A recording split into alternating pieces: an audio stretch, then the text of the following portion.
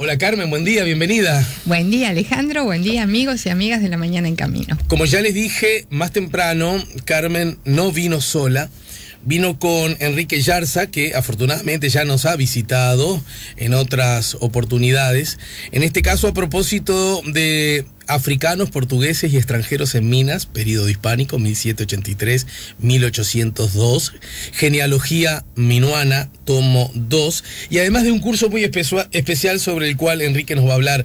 Buen día, bienvenido Enrique. Buenos días, Alejandro, es un gusto siempre. Bien, igualmente, igualmente, estimado. Si yo trabajara en la oficina que otorga los pasaportes y te preguntara profesión, ¿cuál es tu respuesta? Bueno, digamos que tengo varias, ¿no? O sea, me recibí primero como abogado en el año 96 o 97 de la Universidad de la República. Después hice la licenciatura de Historia en la Universidad Católica, que me recibí allá por el año 2001. Y trabajo en un banco aparte, ¿no? O sea, nada que ver con los títulos universitarios, pero más que nada lo que me dedico en los tiempos libres, obviamente, es a la parte genealógica. Bien. O sea, inicié desde mi árbol genealógico allá por el año 1991, y bueno, es como que ese bichito, como digo yo, que te pica, y después ya dejas tus ramas familiares y vas haciendo, por ejemplo, las de un pueblo, las de una villa, las de otras personas. Bueno, en este caso, y vamos creciendo. Minas, ¿no? En este caso, Minas, que es una serie. Este es el tomo 2, como tú decías, que va de 1783 hasta 1810. Pero es el segundo tomo. Tenemos un primer tomo que abarcó las primeras familias que llegan a Minas en el año 1783-84, procedentes de las zonas más pobres que tenía España en ese momento, que eran Galicia, Asturias y Castilla. Son esas primeras familias que analizamos hasta los nietos. O sea, prácticamente no solamente fue ese grupo inicial, sino que lo seguimos a lo largo de prácticamente casi todo el siglo XIX hasta los nietos. Esta es una tarea que te encuentra a ti y a dos Jorge colegas Ferreira, más, sí, a Jorge Ferreira en el tomo 1 y ahora en este tomo 2, que es específicamente sobre esclavos. Ahí se nos unió otro colega más. ¿Y quiénes Jorge son Bustamante, los naturales destinatarios de esta investigación, de este libro? Bueno, en principio toda la sociedad minuana, porque evidentemente si la gente que hoy vive en Minas, sus ancestros han nacido ahí en las pasadas 6 o 7 generaciones, Entiendo. Es muy posible que entre las primeras familias o entre los primeros cabezas estén sus ancestros. Pero bueno, es válido para toda la sociedad, ¿no? Por supuesto. Desde ya. En todo caso, bueno, africanos, portugueses y extranjeros en Minas, les recuerdo que así se llama este tomo 2. Si tuviéramos que colocarlo en el anaquel de una librería, ¿en qué género lo ubicaríamos, Carmen? Genealogía, porque no... Es el único género posible. Es el único género posible. Es una cosa... A ver, estos libros son muy valiosos, sirven de alimento para la historia, pero no forman parte curricularmente de la historia. Deberían formar parte. Pero son un insumo impresionante, ¿no? Y cualquier historiador recurre a este libro, pero... Viste que lo académico siempre va corriendo detrás de la vida, ¿no? Y no la alcanza. Bueno, este es el caso. Este es un caso claro en el que esto ya debería estar incorporado dentro de la formación histórica. Y no está. Entonces, bueno, genealogía y ahí tenemos yo le decía hoy, vos sos como un héroe para mí, porque él se ha hecho un lugar en esto, tiene muchos trabajos publicados, es un hombre que ya... está reconocido su nombre, como que sus trabajos son serios, como que investiga y bueno, pues se lo ha hecho como solo, como autogestión, como una cosa, pero bueno, ya tiene un lugar ahí. Y todo nació, según tu relato, por ganas de conocer algo acerca de tu propio origen, ¿no? Exactamente, es que uno siempre arranca por lo de uno. Entonces, dependiendo de donde tus ancestros vivían, bueno, es que ahí vas a estudiar toda la sociedad de la época, el tiempo, el espacio, los vecinos, los padrinos, o sea, quienes eran los que estaban cerca, ¿verdad? Entonces, allá ahí pasas de lo micro hacia lo macro, que fue lo que nos pasó a mí con Jorge Ferreira, claro, porque los dos teníamos ancestros en Minas. Entonces, bueno, cada uno comenzó con su árbol, vamos a decir ascendente, y terminamos abarcando en esta saga que se llama Genealogía de Minas, que van a ser 3 tomos en el periodo hispánico, o sea, en los primeros 30 años de Minas. Vamos a hacer, ya vamos por el tomo 2, y va a haber otro tomo 3 que, si Dios quiere, vamos a ver si antes de fin de año podemos sacarlo, que va a ser sobre los criollos que vivían en Minas en el periodo hispánico. Cuando digo criollos, digo no solamente los que nacieron en la banda oriental, sino los que venían desde Buenos Aires, claro, desde Santa Fe, de Córdoba, Corrientes, desde Asunción, desde Chile, desde Perú, porque éramos parte del Reino de Indias. Claro. Hoy nos vemos como un país solo, pero en esa época éramos parte del virreinato, primero del Río de la Plata, pero a su vez habíamos sido antes del virreinato de Lima, pero siempre dentro del Reino de Indias. Claro, criollo el que nació de esta parte del océano, digamos. Exactamente, ¿no? Puede ser desde un mexicano, desde California, por ejemplo, hasta un chileno en una ciudad sur. Yarza es vasco, ¿no? Yarza sí, es de origen vasco, exactamente, sí. O sea, tengo sangre vasca, canaria, asturiana, tengo portugués, tengo brasileño, de toda América también siempre tengo, como yo digo, tengo algún ancestro nacido o en Buenos Aires, o en Asunción, o en Corrientes, o en Santa Fe, hasta en Lima y en Quito también, ¿no? O sea, que he podido llegar varias generaciones atrás. Enrique, hace poco, conversando con un querido amigo de toda la vida, de la época liceal, profesor de historia, él, Ibarra, mi querido amigo, él señalaba, hablábamos de nuestros orígenes, ¿no? Salió así como una charla de bar, ni siquiera algo muy serio, ¿no? Entonces yo le expresé que, a propósito de mi propia familia, yo tenía grandes dudas acerca de el origen. Yo tengo un abuelo español, ¿no?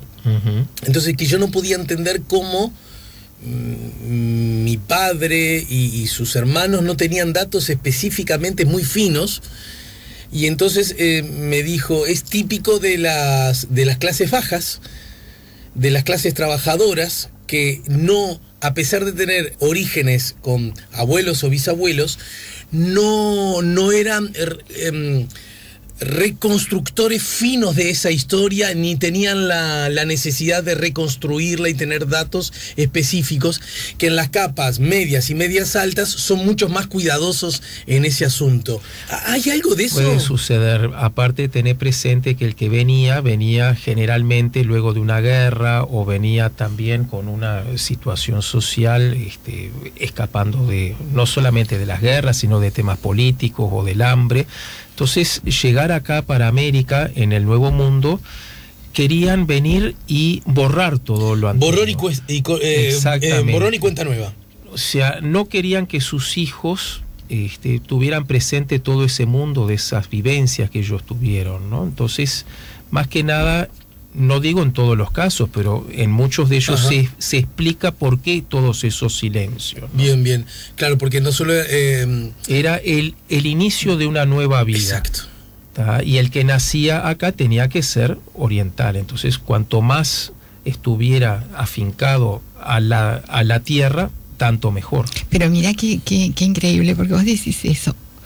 Una de mis bisabuelas, que era gallega, que pertenecía a una clase más acomodada. Sí. Yo sé hasta el último detalle de la vida de mi... Me cerró ahora cuando lo dijiste, porque nunca lo había pensado, Alejandro. Si vos no lo decís, nunca me di cuenta. Hasta que este amigo, que claro, no es experto en el tema, pero se ve que con su condición de profe de historia, me dio esa explicación. Y yo dije, claro, lo quiero decir, la familia de mi esposa, por parte de madre, son asturianos. Mi suegra de esa familia es la única que no nació en Asturias. Sus hermanos, ni naturalmente sus padres, los padres ya no están vivos, sí. Y ellos tienen hasta el último detalle del último primo del primo del primo de los que están allá. Se hablan, se cartean, y ahora con las facilidades de las comunicaciones ni hablar. Y mi abuelo resulta que también era asturiano y no sabemos ni siquiera de qué pueblo de Asturias. Claro. Bueno, pero vos en 2 familias, pero yo, fíjate que lo mío es más gracioso todavía. Y es una capa, lo que podríamos llamar una típica capa media. Bueno, ¿verdad? No, yo te decía esto porque se me representaron mis bisabuelos, y yo de mi bisabuela gallega sé todo, y del esposo de ella, que era andaluz, o sea, es la misma familia. Claro. ¿Te das cuenta? No sé nada. Bueno, ahí tenés. Bueno, hay otro tema también con lo que dice Carmen, que las mujeres generalmente son las que guardan muchas historias familiares y son las que transmiten y forman las nuevas generaciones. Claro. Y guardan, yo tengo cartas. Guardan. Incluso las mujeres saben más de las genealogías de su marido. Sí, el propio marido, el hombre, ¿no? Que el hombre qué interesante eso, ¿no? Sí, el varón ya más atento a lo público, a la vida, no tanto le da trascendencia a lo íntimo, hacia lo doméstico, ¿no? Sí. Hay un asunto, mirá, se conecta. Me acuerdo que el pediatra, el pediatra que tuvo Juan, fue el pediatra de Juan hasta que él se jubiló. Él decía una cosa muy interesante que a lo mejor en algún punto se vincula con esto. Estoy haciendo una especulación, ¿eh? Decía que cuando la madre habla de su hijo pequeño, lo evoca tal como es y hace una especie de mirada utópica cuando él era bebito y lo tenía en sus brazos, ¿no? Y el padre, cuando piensa en su hijo, piensa en el ser humano en el que se va a transformar. Claro. Son gruesos trazos, que quede claro. Pero hay algo de eso, ¿no? Y a veces conversando sobre nuestro hijo Juan, de 6 años, estoy exagerando, pero es verdad que es un poquito más Lola la que dice, ay, mira qué divino como era, cuando vemos las fotos y Facebook te trae. Es lógico, porque Lola se lo sacó del cuerpo. Exactamente. ¿No? Es una ligación. Nada viene de la... Claro, nada. Es una ligación. Entonces, y de pronto yo estoy un poco más, entre comillas, preocupado, ¿y cómo le va a ir en el liceo? Claro. ¿Y tendrá problemas con la droga? Exacto. ¿Entendés? Le juega bien con la pierna izquierda. ¿Y lo podrá desarrollar este muchacho? Sacará de pobre. ¿Se entiende? Es como estamos, y esto también tiene que ver con eso, claro. La mujer históricamente es la que ha guardado más en sus cajas las fotos. Claro, siempre hay esa tía mayor, ¿verdad? Que fue la que crió otros miembros de la familia. Paradigmas también un tanto viejos en desuso ya, ¿no? Está cambiando todo esto ahora, ¿no? Por supuesto que sí. Está cambiando esos roles. Bueno, para que no que te quiero despedir, mi querido amigo, sí que me cuentes a propósito de un curso que vas a dictar y que empieza ahora nomás en marzo, ¿no? Bueno, es un curso que dicto desde el año 2012. Más que nada es un seminario taller. Tiene esta modalidad, ¿por qué? Porque por un lado yo doy toda la parte de las generalidades de la genealogía, o sea, arranco desde el punto de vista histórico, pasando por los apellidos, por el origen, ¿verdad? Por la heráldica, y trato mucho las fuentes documentales, como tú decías recién. Bueno, yo tengo ese abuelo asturiano que no sé de qué pueblo era. Bueno, en el curso mío tú vas a tener que ir haciendo el árbol genealógico. O sea que yo debería tomar ese curso. Bueno. Te vendría bien. Entonces ahí... Es que mi esposa Lorena me exige, tenés que... somos asturianos los dos. Bueno, entonces ahí yo los voy a ir guiando en todo esto que es las fuentes documentales. Es decir, cómo arrancamos desde el hoy hacia el ayer, cómo construimos nuestro universo genealógico. Bueno, vamos poco a poco, es decir, por el registro civil primero. Entonces tenemos tu partida de nacimiento, la de tu padre, que era el hijo del asturiano, presumo. Bueno, entonces ahí, con el matrimonio de tus abuelos, con el asturiano que vino, tiene que decir, bueno, fulanito, ¿verdad? Que se casó, por ejemplo, en 1930, natural del pueblo de tal. Ahí está. Entonces ahí tenés el dato preciso o la provincia. Y en ese curso tú me das herramientas como para... Yo te doy exactamente eso, las herramientas, pero cada alumno se tiene que hacer el árbol y los hago pasar al frente para que expongan sus hallazgos. O sea, por eso digo que es teórico por un lado y práctico porque los hago pasar al frente y van poniendo sus árboles y las dudas que tienen las vemos entre todos, aprendemos entre todos y ayudamos para que sigan creciendo genealógicamente. En el buceo, ¿verdad? Das En el puerto del buceo. En Calabria, lo cito textual porque está acá, ¿no? Calabria 4015, esquina Tomás Bazáñez. ¿Puedo pasar el número telefónico? Sí, todos estos datos. El teléfono y el mail también. Si alguien quiere más información. También, decir. ¿Cómo, perdón? La frecuencia, digo, ¿cuándo lo haces? Para que la bueno, gente sepa. vamos por partes. Sí. La información se puede obtener, bueno, hablando con el propio Enrique, a través del 094 448199. Miren qué fácil. 448199. Acordándose de 44, mira, la clave está acá, en el 094. ¿Por qué? Porque después tenés que hacer, como es 4, sigue. 094, 44. Yo lo recordaría así. 44. Era 09. 9. ¿Y cómo se forma 9? Con el 8 y 1. Y después tengo 2 9s. Es una papa. Bueno, ya memoricé tu teléfono. 094-448199 o el correo electrónico eyarza@movinet.com.uy. Es con qué frecuencia ocurre, arranca ahora en marzo y va hasta fin de año, ¿verdad? Sí. Bueno, trato de que sea una vez por mes, porque hay gente que me viene desde todos lados. Claro. Entonces no les puedo exigir mucho. Son grupos chicos, yo no tomo más de 10 porque quiero trabajar con cada uno. Entonces, son grupos pequeños, los primeros sábados de cada mes, o sea, en marzo, en abril, hasta diciembre. Lo doy de 10 de la mañana hasta las 12, que nunca son las 12 porque siempre se nos va. Sí, siempre hay temas que, bueno, son 12:30 y hay veces que son las 1 y siempre hay una anécdota familiar o hay un nuevo hallazgo y hay cosas polémicas que surgen también en el curso de esos hallazgos que pueden surgir y, bueno, todo eso da para que se extienda más de ese horario. Pero no solamente tengo esa clase que pueden venir, sino que a lo largo del mes yo les mando deberes para que lean, porque no puedo dar todo en 2 horas. ¿Y yo puedo tomar una clase en marzo y de pronto por circunstancias ir a otra en junio? No es lo ideal. No es lo ideal, perfecto. El curso hay que hacerlo. Es una vez por mes, así que... Es una vez por mes. Claro. No es tanto, porque lo lindo es nutrirse con las experiencias de los demás. Y das además el dato que es 1.000 pesos por clase, para que no haya ninguna duda. Es muy razonable. Incluso, es decir, no es que sea solamente eso, sino que tiene derecho todo alumno, si en el mes está haciendo su árbol y tiene una duda o que se encuentra con una partida y que no la entiende o que no sabe cómo seguir, me puede llamar, claro, para que para la próxima clase ya venga con más datos. Bueno, buenísimo. Bueno, muchas gracias por la visita, Enrique. Bueno, como siempre, vamos arriba.